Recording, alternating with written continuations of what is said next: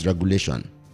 The planned summit, organized by the Nigerian Midstream and Downstream Petroleum Regulatory Authority, is expected to bring together industry operators, marketers, refiners, and government officials to deliberate on petroleum pricing, standard, feedstock adequacy, and strategies to stabilize the deregulated market. The Executive Director of Hydrocarbon Processing Plants, Installation and Transportation Infrastructure, Francis Ogari, confirmed the date and summit at the just concluded 24th Nigeria Oil and Gas Energy Week held in Abuja.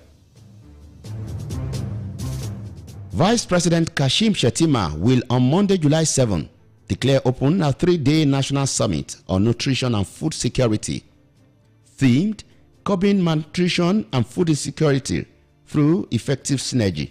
The summit is organized by the House of Representatives Committee on Nutrition and Food Security. Chairman of the committee, Chief Okafor Wike, made the announcement during a pre-summit media briefing in Abuja. Nigeria and St. Lucia have signed a memorandum of understanding to foster robust partnerships in tourism, the orange economy, and investment in the creative industries. The agreement was signed during President Bola Tinubu's official visit to the Caribbean nation. This was revealed in a statement by the Special Advisor to the President, Anatu Musawa, Nigerian Minister of Arts, Culture and Creative Economy, Nneka Anibeze. The statement noted that the partnership aims to leverage Nigeria's global celebrated creative industries, including Nollywood, Afrobeats, fashion, and storytelling, alongside St. Lucia's world-class tourism and community-based tourism models.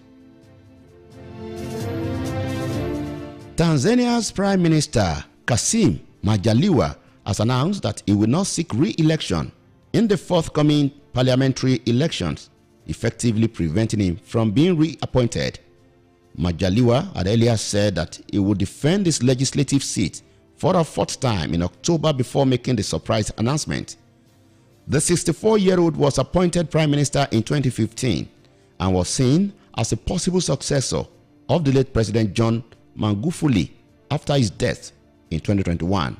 He has continued to hold the position under President Samia Hassan, who is seeking to retain the presidency under the ruling Chama Cha Mapinduzi CCM. This is the broadcasting service of Ekiti State. For news, information, or comments, join our live streaming on Facebook page at Ekiti State Radio. You can also like and share our page. After nearly 29 hours of debate, the United States House of Representatives have passed the One Big Beautiful Bill, an enormous tax cut and spending package that represent a pillar of President Donald Trump's agenda.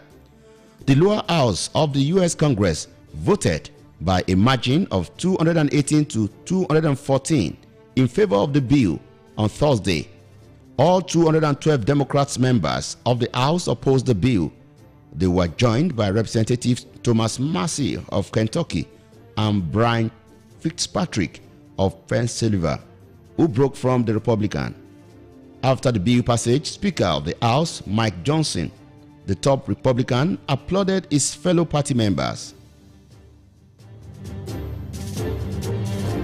The United States has issued a new wave of sanctions against Iranian oil exports, the first penalties against Tehran energy sector since a Washington-backed ceasefire between Israel and Israel came into effect last month.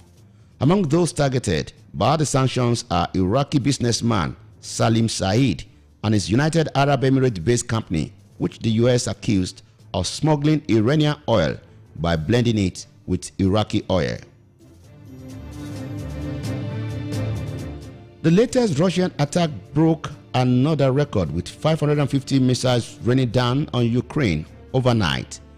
Ukraine authorities says a pall of acrid smoke hung over Kiev early today following a night of intensive Russian strikes that hit almost every district of the capital. Ukraine said Russia had fired a record 550 drones and 11 missiles during a long night of bombardment on Kyiv. The strikes came after a phone call between Donald Trump and Vladimir Putin, after which the US president said he was disappointed that Putin was not ready to end Russia's war against Ukraine. The United Nations Special Rapporteur on the occupied Palestinian territory, Francisca Albanese, has called on countries to cut off all trade and financial ties with Israel, including a full-arm embargo and withdrawn international support for what she termed as economy of genocide. Albanese made a comment in a speech to the Human Rights Council in Geneva as she presented her latest report, which named dozens of companies she said were involved in supporting Israeli repression and violence towards Palestinians. The president of Peru, Dina Boluarte, has issued a decree doubling her salary despite having a historically low approval rating of only 2%. She will now be paid more than $10,000 per month. Peru's economy minister said the president's salary had been increased to match those of other head of state in the region. The news has been greeted with derision on social media, where many call Boluarte tone deaf and her salary increase outrageous. Others share footage of the president's recent visit to the city of Arequipa, where a car was pelted with stones and eggs to illustrate the anger many Peruvians feel. Authorities have said at least 5 people are dead and dozens of others are missing after a ferry carrying 65 people sank off Indonesia Resort Island on Bali. Indonesia's Search and Rescue Agency said rescuers are still searching for survivors after the boat sank shortly after leaving East Java port late on Wednesday. According to officials, 35 survivors have been brought to safety as part of the rescue operations, which include a helicopter and 15 vessels.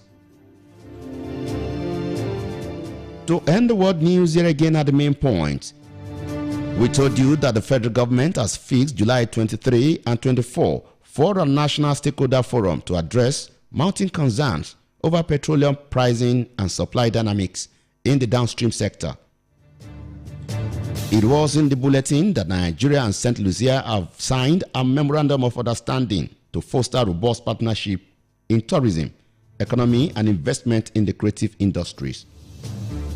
You also heard that the United States House of Representatives have passed the One Big Beautiful Bill, an enormous tax cut and spending package that represents a pillar of President Donald Trump's agenda.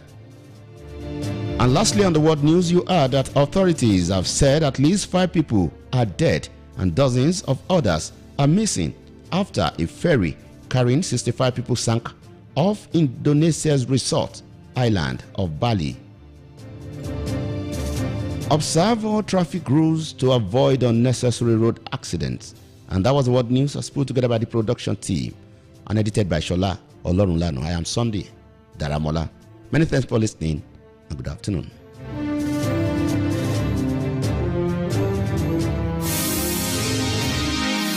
For news, entertainment, sports, all on the stage.